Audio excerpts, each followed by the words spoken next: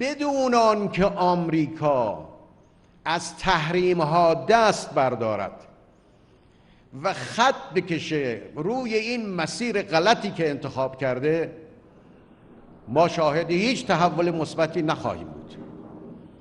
تحولات مثبت کلیدش در اختیار واشنگتنه. ما دنبال حل مسائل و مشکلات هستیم از راه معقول، اما دنبال عکس نیستیم.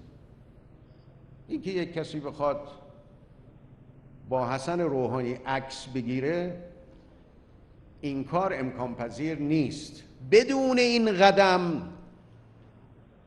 این قفل باز نخواهد شد. قدم آن است که از تحریم برگردید. تمام تحریم های علیه ملت ایران که غیر قانونی، ظالمانه و غلط بوده باید برگردید.